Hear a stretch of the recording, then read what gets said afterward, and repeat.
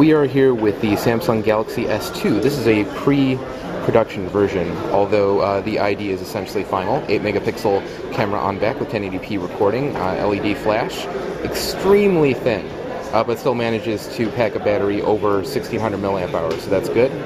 This is a just under 4.3 inch Super AMOLED Plus display, and it is extremely bright, although for the purposes of this video we have the brightness turned all the way down, so you can't get a good sense of that, but trust me when I say that it is extraordinarily bright. This is what Samsung is billing as TouchWiz 4.0. I'm going to show you a cool feature here.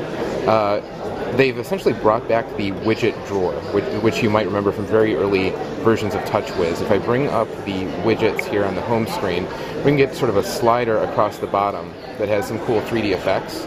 You can choose what widget you want, and oh, there might not be room on the screen. 1 second. And come on, it'll let me do it. There we go. And you pick where you want to drop it, highlights the area that it's going to take up on the screen, which is nice, you know ahead of time. And boom, there it goes.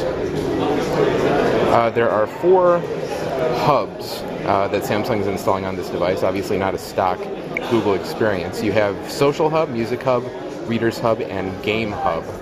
And unfortunately, we can't demonstrate those for you because they don't have a network connection on this prototype here. But Game Hub is going to allow them to overcome the standard download limit in the Android market. So you can download the entire game up front without having to do a secondary download after you launch the game for the first time. Reader Hub is, I think, the only one that we can kind of give you a preview of. You see kind of the same experience that they've already had on the Galaxy Tab on some other devices.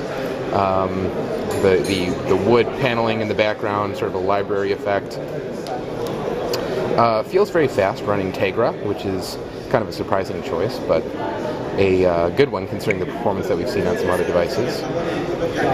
And that's about it. So that is a quick look at the Samsung Galaxy S2, launching later this month in Europe and Asia, and hopefully later in North America, although Samsung hasn't made any announcements yet.